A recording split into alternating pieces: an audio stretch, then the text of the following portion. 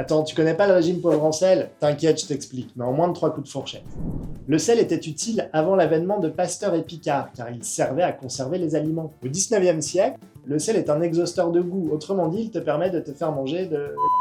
Il n'y a qu'en Bretagne, région qui ne payait pas la gabelle, l'impôt sur le sel, que l'on mélangeait le sel au beurre. Les autres régions ne comprenaient pas pourquoi gâcher le sel si précieux dans du beurre, et depuis cette tradition est restée. Et pourquoi c'est mauvais le sel? Parce que lorsque tu manges du sel, tu ne le gardes pas en poudre, mais tu as besoin de le diluer, donc tu bois davantage, et ton volume sanguin augmente. Et le volume sanguin qui augmente, ça pèse sur les artères, et ça fait grimper ta tension artérielle. Je suis effrayé quand je vois au restaurant des plats arriver, des clients qui sans même le goûter se jettent sur la salière pour la renverser dans leur assiette. Alors comment faire un régime pauvre en sel? Déjà, mange du pain normal, le pain sans sel c'est, comment dire, dégueulasse.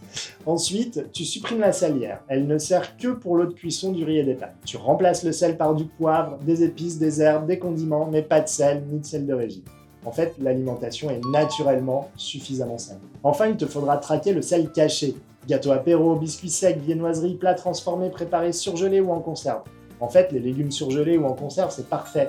Et tout ce qui est préparé, c'est non, c'est bourré de sel. En vrai, le secret, c'est de manger le plus frais possible, le plus varié possible. Alors si tu aimes le fromage ou la charcuterie, tu peux en manger, rassure-toi, toutes les semaines, mais pas à tous les repas. En cas de doute, consulte un professionnel de santé pour un bilan rassurant. Et abonne-toi pour plus d'infos Cœur et Santé.